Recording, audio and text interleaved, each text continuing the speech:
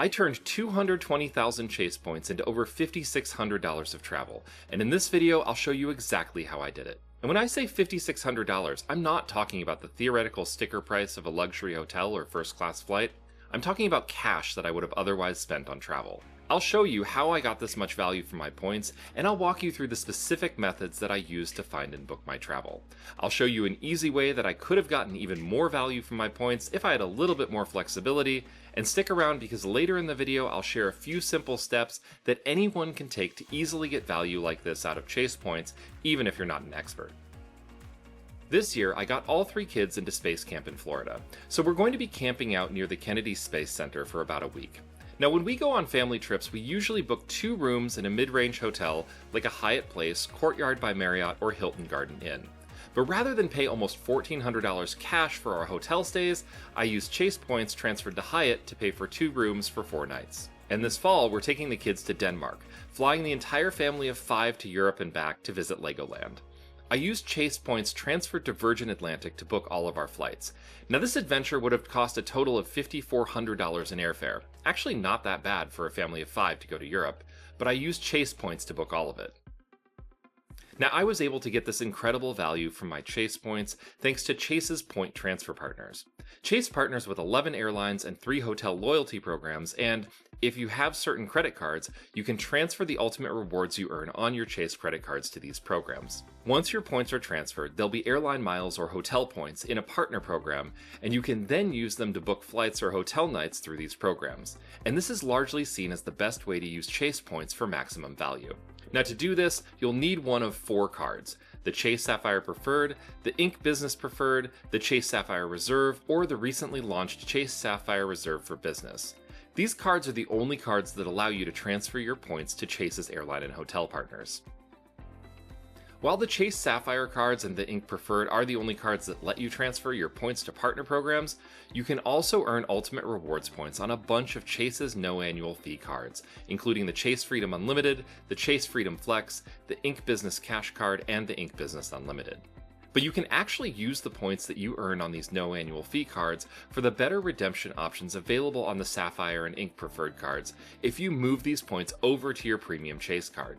The easiest way to do this is to go to the Chase Ultimate Rewards dashboard on chase.com or in the Chase mobile app.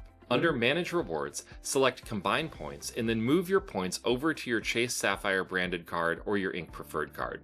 Once your points are on either one of these cards, you'll then be able to transfer them to partners. So that's the basics on point transfers and moving your points around. Now I want to show you how I got all of that value out of my Chase points.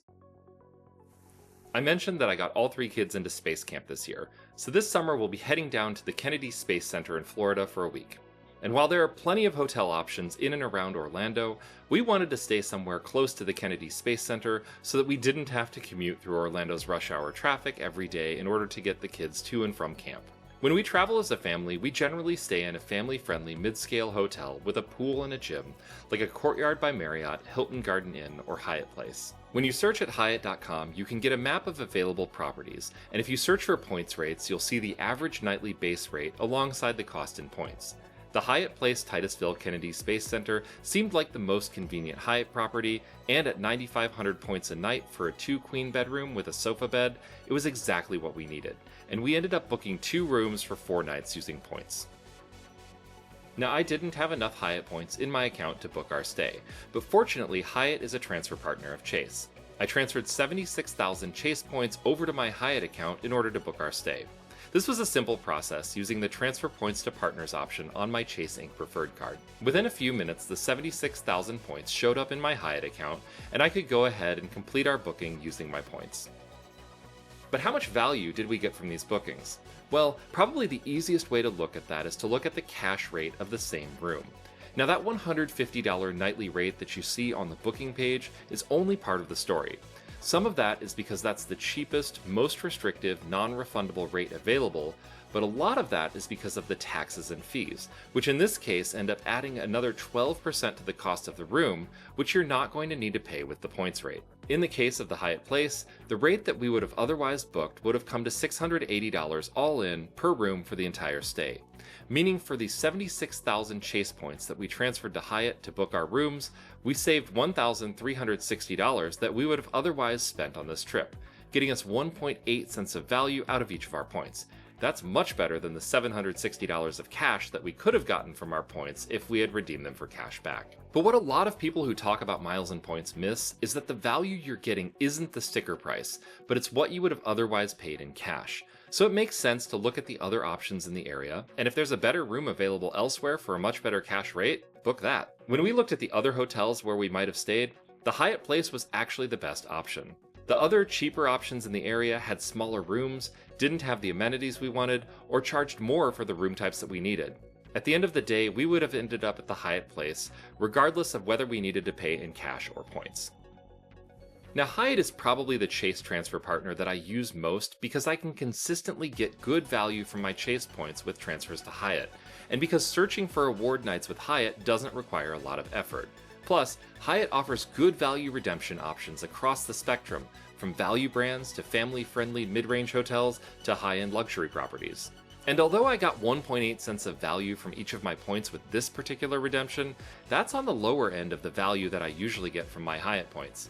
I'll link my article on the value of Hyatt points down below for a little more context on this, and so that you can see what kind of value is possible when you transfer Chase points to Hyatt. The kids are super excited about our trip to Florida, but later this fall we're heading to Europe for a week, and I was able to use my Chase points to book our flights and get even more value from my points. This fall we're taking the kids to Europe. Our trip involves a flight from Minneapolis to Copenhagen, a flight from Copenhagen to Billund, and then a flight from Billund back to Minneapolis. Now, while my partner and I will usually try to use our points for business or first class when we're traveling on our own, when we're with the kids we're usually flying in economy. Generally, we prefer direct flights, but the kids handle traveling well, so spending a few hours on a layover is no big deal. And having the option to have a few hours on a layover gives us a ton more options for using our points for travel. On this trip, we were able to book all of our flights for a total of 142,000 Chase points, plus about $1,100 in taxes and fees. Here's how we did it. There are a bunch of ways to search for airline award travel, and which of these is most useful can vary based on the types of points you're using, whether you're traveling in a premium cabin or economy, and what airlines you want to search. Now, some programs practically require a degree in miles and points, but one of the easier awards to search out is flights between the United States and Europe on SkyTeam. SkyTeam is the airline alliance that includes Delta, Air France, KLM, and Virgin Atlantic, and is pretty useful if you want to get between the United States and Europe. For SkyTeam awards between the US and Europe, I like to start with the KLM website. Here I can search for one-way award tickets between Minneapolis and Copenhagen and leave the departure date blank.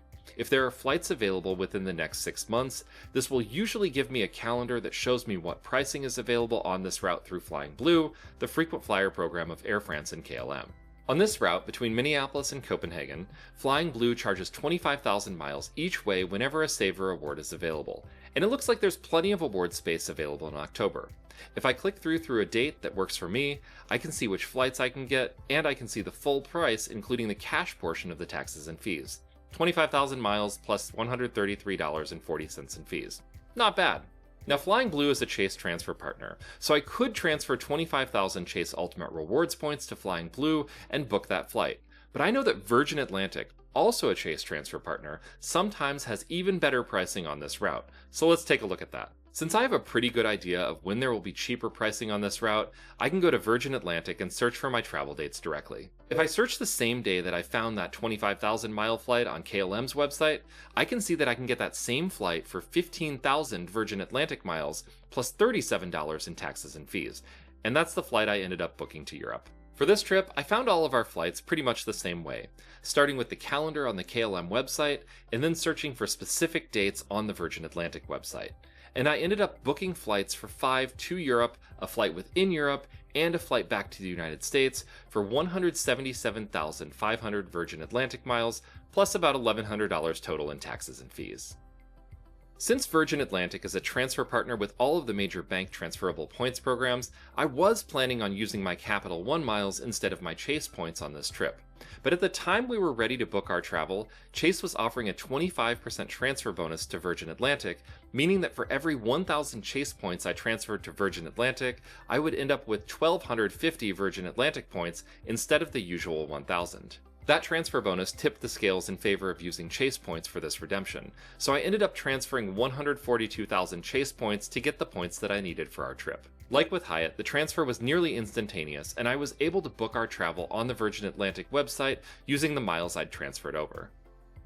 When I priced out the exact flights that we took, the segment between Copenhagen and Billund was about $140 per person when translated into US dollars, and the exact flights that we took to and from Europe would have cost us $1,360 if we paid for them in cash. We might have chosen slightly different flights if we were paying in cash, but even compared to the less expensive options, the value that we got from our points was still excellent.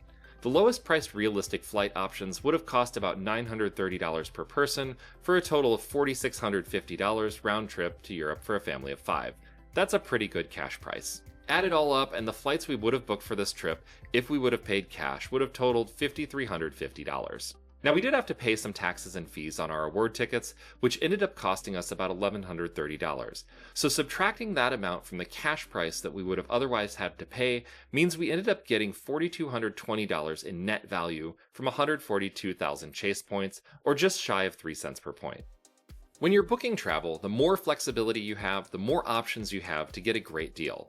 Since our trip to Florida was set by the kids' space camp registration, we really didn't have any option to move our travel dates. And that meant that the 9,500 points per night that we're paying for our stay in Florida is the highest rate of points that the Hyatt Place Titusville Kennedy Space Center charges for a standard room. But if we had been able to shift our trip back by a few weeks into August, we could have ended up paying as low as 6,500 points per night, saving a massive amount of points thanks to Hyatt's off-peak points rates. And since cash rates during August are only slightly lower at hotels in this area than they are in July, we could have gotten even more value from our points, maybe as much as 2.6 cents per point. The bottom line is that a little bit of flexibility can both save you points and enable you to get more value from your points. So what can you do to maximize your Chase point redemptions? Let's talk about that. If you're sitting on a stash of Chase points or considering earning a large welcome bonus and you want to get more value from your points, here are a few things to remember. First, be sure that you have one of the cards that lets you transfer your Chase points to partners. That's the Chase Sapphire Preferred, Chase Sapphire Reserve, Chase Sapphire Reserve for Business, or the Ink Business Preferred. Second, take a peek at Chase's transfer bonuses. These change every month, and they're an easy way to get additional value from your points. Finally, always search out award space before you transfer your points. Once your points are transferred to an airline or hotel program, they can't be transferred back to Chase. So be sure that you only transfer points once you've found the specific travel that you want to book. And remember, you don't have to be an expert level travel hacker to get more value from your Chase points. Just by learning a little bit about transfer partners, you can come out way ahead of most Chase card members. And if you subscribe, you'll see more walkthroughs like this that can help you do that. Now, there are a lot of people who think that the only way you should use your points is for luxury travel redemptions.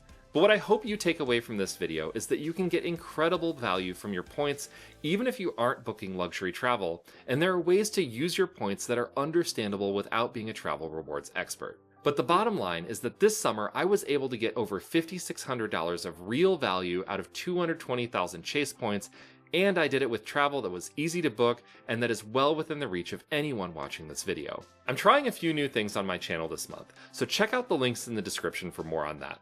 If you've booked some award travel that you want to share, if you have any questions, or if you have feedback about this video, please leave a comment down below. Thank you so much for watching, and I will see you again soon.